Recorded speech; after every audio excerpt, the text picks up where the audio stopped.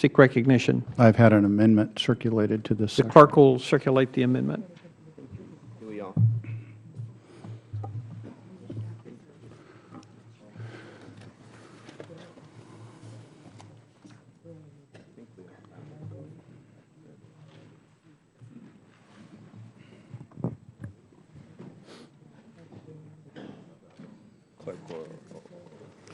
The clerk will record the amendment.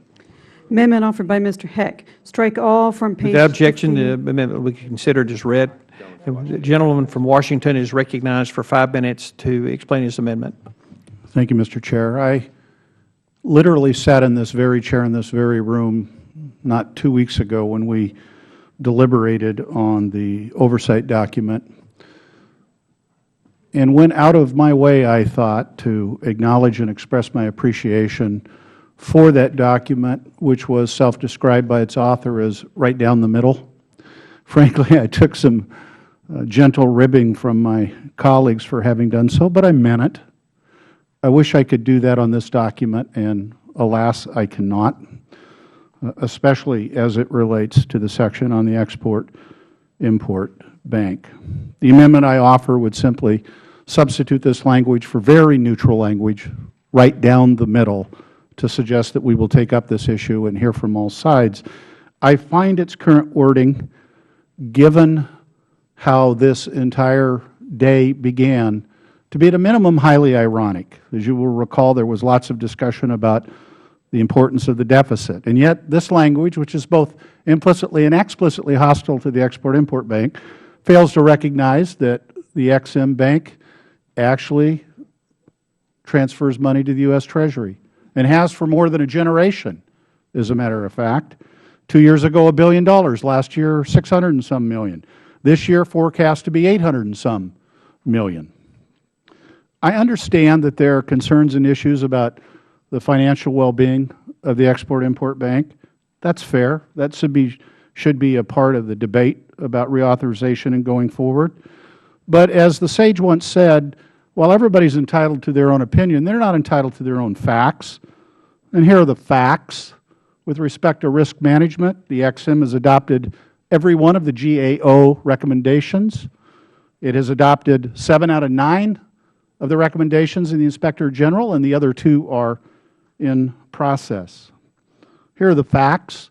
The Export-Import Bank's accounting system is mandated by law, not some, frankly, fantasy set of endless permutations about a possible outcome, but that which is required by law. And here are the facts.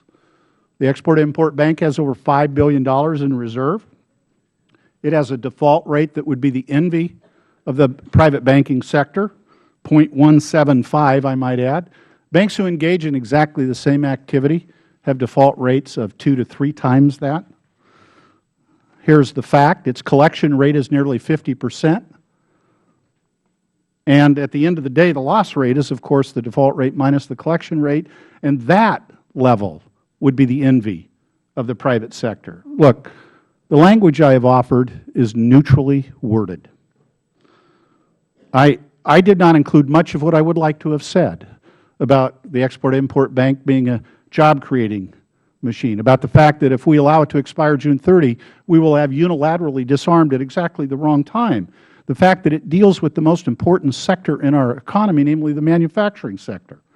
All I seek is a neutrally worded approach to our evaluation. And I might use this opportunity publicly for the first time and with enthusiasm to point out the effort of my colleague from Tennessee, Mr. Fincher, in this regard, and thank him for his efforts. I'm not ready to sign on to his bill, but I'm ready to thank him publicly that he's trying to do the right thing and has made a very constructive big step forward.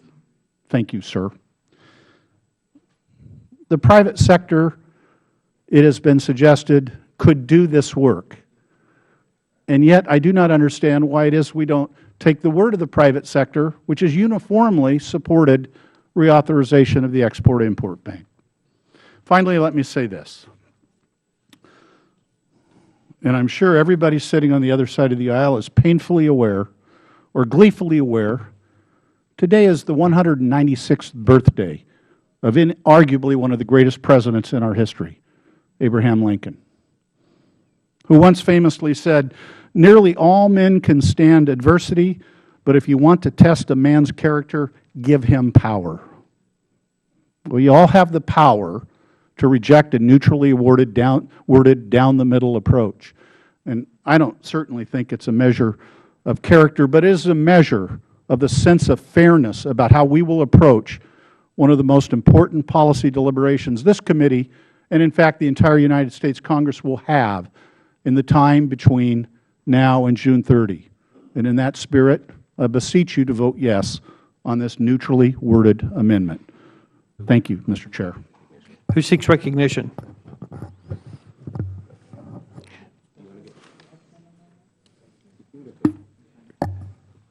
What purposes does the gentleman from Tennessee seek recognition? Mr. Chairman, I move to strike last word. Gentleman from Tennessee is recognized for 5 minutes. Thank you, Mr. Chairman, and to my colleague on the other side of the aisle, Mr. Heck, for offering this amendment. I understand it's a big deal for a lot of folks all over this country. This is about jobs in my district, in lots of people's districts. This issue has become very polarizing for a lot of folks in Washington and all over the country. Let me take just a minute and reference the chairman. We always don't agree on every issue and every piece of policy. I've been married for 24 years, and my wife and I disagree a lot, and I'm always wrong, but disagree a lot. But he's fair, he's honest, I trust him, and he's made the commitment to many of us that the process will work its will. And again, I go back to the comments I made a few minutes ago about when I was sent to Washington 5 years ago by my district. I was sent up here to make things work, to make the government smaller, more transparent, more accountable than it was when I got here. And that's what our bill does with Export-Import Bank. It makes it more transparent. It reforms it. It fixes almost all of the problems that people have with the bank, and it makes it work for our constituents all over our districts, all over this country. This is not about big business. This is about small business and folks working every day. So I'm going to be in opposition to the gentleman's amendment, but I appreciate his willingness to step out. But again, this is a very important issue, and we're going to make it work for our districts and the country. So with that, Mr. Chairman, I yield back. Who seeks recognition? What purposes does the gentlewoman from Ohio